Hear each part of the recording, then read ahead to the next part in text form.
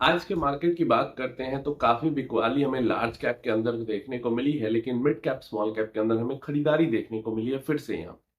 अगर large cap Nifty 100 index की बात करते हैं, जो कि लार्ज कैप म्यूचुअल फंड का बेंचमार्क इंडेक्स होता है, वो यहाँ पे 0.63% गिरा है और ऑलमोस्ट इतना ही निफ्टी 50 इंडेक्स में हमारा गिरा है। तो लार्ज कैप फंड्स के अंदर इसके आसपास की गिरावट हो सकती है। नेक्स्ट फ्लेक्सी कैप, जो निफ्टी 500 इंडेक्स होता है, वो फ्लेक्सी कैप फंड का बेंचमार्क इंडेक्स होता है, तो ये गिरा है 0.4%। तो फ्लेक्सी कैप फंड्स के अंदर इसके आसपास की हो सकती है। नेक्स्ट हमारे पास आता है निफ्टी मिड कैप 150, जो कि मिड कैप फंड्स का बेंचमार्क इंडेक्स होता है, तो यहाँ पे ये 0.21% चढ़ा है, इसके अंदर तेजी हुई है, खरीदारी हुई है। तो 0.2% के आसपास का गेन मिड कैप फंड के अंदर देखने को मिल सकता है। स्मॉल कैप के अंदर 0.11% की खरीदारी हुई है, चढ़ा है। ये भी इंडेक्स जो स्मॉल कैप 250 इंडेक्स होता है, ये स्मॉल कैप फंड्स का बेंचमार्क इंडेक्स होता है। तो स्मॉल कैप फंड्स के अंदर भी थोड़ी बहुत पॉजिटिविटी, थोड़ा बहुत जंप हमें कल देखने को मिल सकता है। इसके अलावा मल्टी कैप फंड जो है वो 0.23% गिरा है, तो उसके अंदर भी गिरावट दिखेगी। Large and mid cap fund 0.2% गिरा है, तो वहां भी हमें गिरावट देखने को मिलेगी कल। और जो माइक्रो कैप इंडेक्स है वो 0.07% गिरा है, तो micro cap index almost flat हमें देखने को मिल सकता है। यहाँ हमें बिकवाली देखने को मिली है, लेकिन ब्रॉडर सेक्टर में बिकवाली नहीं हुई है, पूरा मार्केट नहीं बिका है। लार्ज कैप में बिकवाली हुई है, मिड कैप में खरीदारी ज्यादा हुई है, स्मॉल कैप में भी खरीदारी ज्यादा हुई है, और माइक्रो कैप के अंदर खरीदारी बिकवाली लगभग एक जैसी हमें देखने को मिली है। अब हम बात करते हैं अपडेट्स की। तो सबसे पहला अपडेट्स हमारे पास जियो ब्लैक रॉक जो म्यूचुअल फंड है, जो कि जियो जो कि अंबानी जी का है और ब्लैक रॉक का मिक्स्ड है, ज्वाइंट वेंचर। काफी टाइम से हम सुनते आ रहे हैं, तो अब एक्चुअली में जाके सेबी के साथ रजिस्ट्रेशन हो चुका है BlackRock, Jio BlackRock mutual fund का। और 26 मई को इनको certificate of registration to Jio BlackRock mutual fund को मिल चुका है, and approval to Jio BlackRock asset management to act as the asset management company for Jio BlackRock mutual fund. तब Jio BlackRock mutual fund जो है, उसके लिए Jio BlackRock asset management company as a AMC काम कर सकती है। इस चीज का अप्रूवल सर्टिफिकेट सेबी के तरफ से मिल चुका है।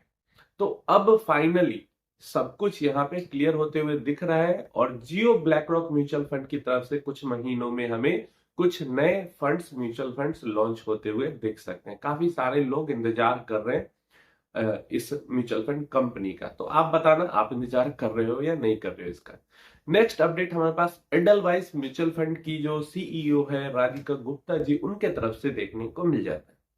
उनका जो अभी लेटेस्ट नया उन्होंने ब्रांड लॉन्च किया है एल्टीवा, जो कि एल्टीवा एसआईएफ के नाम से नया ब्रांड लॉन्च किया है, जो कि सिर्फ एसआईएफ स्कीम्स जो है, स्पेशलाइज्ड इन्वेस्टमेंट फंड्स जो है, वही लॉन्च करेगी उसके अंदर में।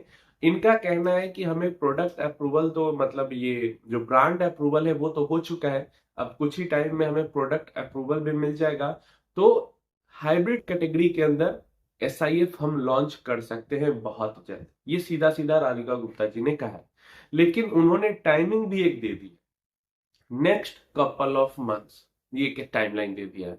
मतलब जो जैसे ही ये एल्टीवा का जो एसआईएफ का लॉन्च हुआ था ब्रांड का, तो हमें लगा था कि 1 महीने में हमें, 1 से 1.5 महीने में देखने को मिल जाएगा एसआईएफ स्कीम, लेकिन नहीं, अभी कुछ महीने हमें इंतजार करना पड़ेगा। और इनकी बातों से ऐसा लग रहा है कि मिनिमम 3 महीना तो एकदम लेकर ही चलो, कम से कम 3 से 4 महीना लग जाएगा पहला एसआईएफ स्कीम हमें लॉन्च होते हुए देखते हुए। अभी देखो, कई सारे लोग पिछली बार जब मैंने एसआईएफ का वीडियो बनाया था तो कमेंट कर रहे थे कि एसआईएफ क्या होता है, हमें पता नहीं है ये वो। तो अगर ज्यादा लोग कमेंट करेंगे इस वीडियो के अंदर कि उनको एसआईएफ के बारे में प्रॉपर डिटेल में वीडियो चाहिए, तो मैं जरूर बनाऊंगा। मुझे पता है कि प्रॉपर एसआईएफ पे वीडियो बनाऊंगा, ज्यादा लोग वीडियो नहीं देखेंगे, ज्यादा व्यूज नहीं आएगा, लेकिन मैं जानना चाहता हूँ कि कितने लोग इंटरेस्टेड है वीडियो में। अगर आप एसआईएफ क्या होता है आपको नहीं जानकारी है, आपको उसके बारे में जानकारी चाहिए, तो आप कमेंट करो एसआईएफ, देखते हैं कितने कमेंट्स आते हैं, उसके ऊपर डिसाइड करो कि वीडियो बनाना है उस पर या नहीं बनाना है। नेक्स्ट हमारे पास क्वेश्चन आ जाता है सारथ जी का, और सारथ जी मेंबर भी हमारे। इन्होंने लिखा है, आशु भाई, I am Sarath, newly subscribed, I am investing in mutual fund, SIPs करते हैं for my retirement goal. You said that you need to withdraw 6% or less per year post retirement for the purpose to last. How many years of retirement you are expecting to cover that? Why? I read many articles which talk about not withdrawing more than 3 to 4% per year. Can you make a video on money management after retirement? Thanks. अब ये जानना चाहते हैं कि retirement के लिए हम investment कर रहे हैं तो 6% अगर हम निकालते हैं साल का तो कितने सालों तक हमारा पैसा चलेगा, क्योंकि ये कई आर्टिकल्स में पढ़ते हैं कि 3 से 4% अगर निकालते हैं तो वो सही होता है। तो क्या मतलब इसके पीछे लॉजिक है, ये जानना चाहते हो तो डेफिनेटली आपको इस वीडियो के बाद कब ये क्वेश्चन नहीं आएगा दोबारा। देखिए 6% या उससे कम विड्रॉल का लॉजिक ये होता है कि देखो अभी तो अगर हम जैसे मान लो रिटायरमेंट गोल है आपका, आप अगर इन्वेस्टमेंट करते हो 15, 20, 25, 30 इयर्स के लिए, और अगर मान लो हम स्मॉल कैप्स के अंदर इन्वेस्टमेंट करते हैं तो अभी तो 17-18% तक के भी रिटर्न जनरेट हो जा रहे हैं। क्लियर है? और अगले 20-25 साल तक भी उम्मीद है कि इस टाइप का रिटर्न मिल सकता है यहाँ पे इंडियन स्टॉक मार्केट के अंदर।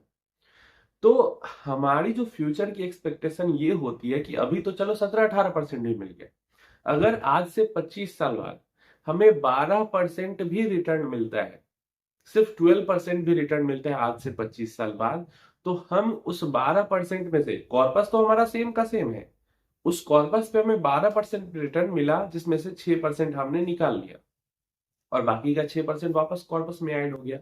तो अगर आज से 25 साल बाद अगर 12% भी रिटर्न मिलता है हमारे विड्रॉल के टाइम पे, रिटायरमेंट के टाइम पे, तो 6% हम साल का निकाल रहे हैं और 6% वापस वो कॉर्पस में ऐड हो जा रहा है। तो इससे हर साल हमारा कॉर्पस भी थोड़ा बहुत बढ़ता जा रहा है और हम पैसे भी निकाल पा रहे हैं। पहला तो ये लॉजिक हो जाता है अगर 6% भी निकालते हैं तो। और अगर 6% से जितना हम कम निकालते हैं, मान लो 12% मिला, 6% हमने निकाला तो 6% ही कॉर्पस में ऐड हुआ। लेकिन जब आप आर्टिकल में जहां पे पढ़ रहे हो 3%, 4%, तो वो गलत थोड़े ना है। अगर आप 4% निकालते हो आपको 12% रिटर्न मिल रहा है तो और ज्यादा कॉर्पस में 8% कॉर्पस में ऐड हो जाएगा। तो 6% से जितना कम निकालोगे उतना ज्यादा आपके कॉर्पस में ऐड होते जाएगा। इसके साथ एक केस सिनारियो और भी है कि मान लो 12% भी रिटर्न नहीं मिलता, आप लंबी जिंदगी जीते हो, आज से 25 साल बाद 12% रिटर्न मिला, लेकिन आज से 35-40 साल बाद या 50 साल बाद भी आप जिंदा ही हो और सिचुएशन ऐसी है कि बस 6% ही रिटर्न स्टॉक मार्केट से मिल पा रहा है आपके म्यूचुअल फंड पे, आपके कॉर्पस पे, फिर भी आपका कॉर्पस खत्म नहीं होगा। क्यों खत्म नहीं होगा? ग्रोथ नहीं होगी कॉर्पस में, लेकिन कॉर्पस खत्म इसलिए नहीं होगा कि आप तो 6% निकाल रहे हो। क्लियर है?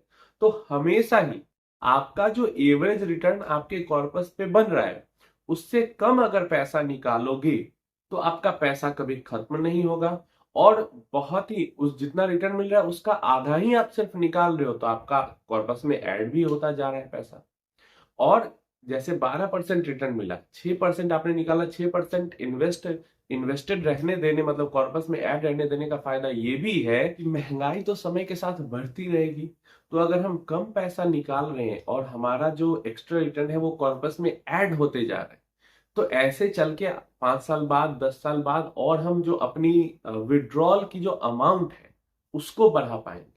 जब हमारा कॉर्पस बड़ा होते जाएगा, 6% ही ऐड होके हमारा कॉर्पस बड़ा होते जाएगा, तो साल का जो हम 6% निकाल रहे हैं वो अभी हम अगर साल का 6% 25,000 रुपए निकाल रहे हैं और बाकी का 6% हमारा कॉर्पस में हमेशा ऐड होते जा रहा है, तो आज से 10 साल बाद हम 25 की जगह 50,000 भी निकाल पाएंगे। तो यही लॉजिक होता है।